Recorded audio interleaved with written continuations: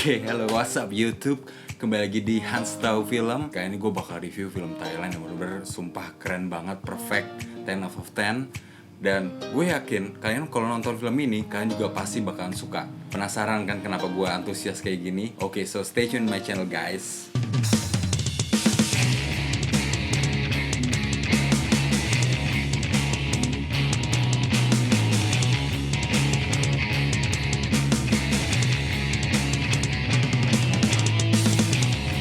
Oke guys, kembali lagi di Hans Tau Film.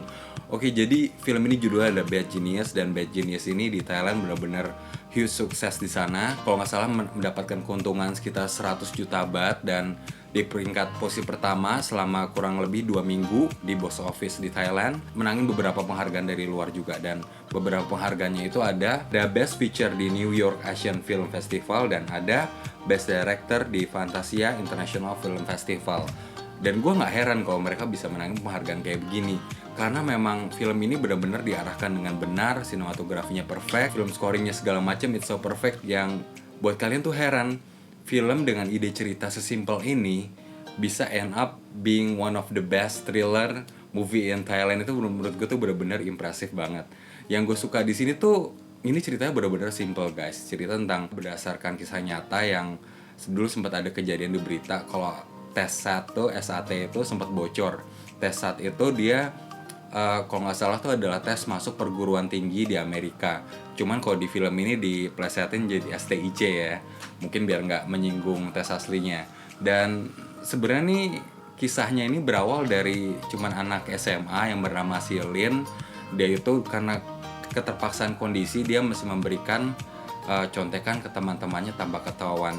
Mereka tuh bisa buat film dengan ide cerita simple ini dengan benar-benar well executed, dari editingnya, dari pengarahannya, dari sinematografinya, musiknya. Itu it's so perfect yang buat kalian tuh seolah lagi nonton film thriller. Yang gue suka dari film ini benar-benar full of surprise guys. Contohnya di sini ada pemberitaan kayak metode-metode cara mereka memberikan contekan itu seperti apa, dan cara memberikan mereka contekannya itu benar-benar out of the box banget sih, yang bisa gue bilang ya. Contohnya di sini si Lin itu dia ngasih tahu kode ke temennya, jawaban dari tes itu lewat pergerakan tangannya, dia seolah-olah lagi main piano. Dan yang gue suka itu ketika tesnya itu berkembang, jadi pertama ini kan settingannya di sekolah, tapi nantinya itu berkembang menjadi tes di STIC. Itu benar-benar perencanaannya berubah, dan yang terlibat bukan cuma 1-2 orang lagi.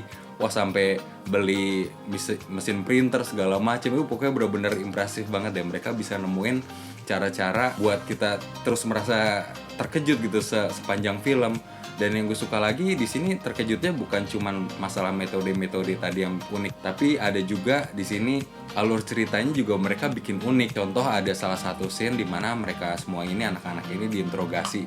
Gue kira nih bagian interogasi ini adalah kayak bocoran diri ending, tapi ternyata tuh bukan sama sekali. Itu cuma ada kayak small twist dari overall entire story sih kalau gue bilang ya. Tapi ya itu bener-bener menurut gue tuh itu adalah hal yang gue appreciate, yang gue bener-bener jarang lihat, apalagi film Thailand ya. Film Thailand tuh jarang banget lihat ada yang kayak sekeren ini. Film Thailand itu kalau nggak horor, komedi, atau percintaan drama sekolah ya, jarang sih mereka buat bener-bener unik kayak gini sih. Jadi gue bersuka banget.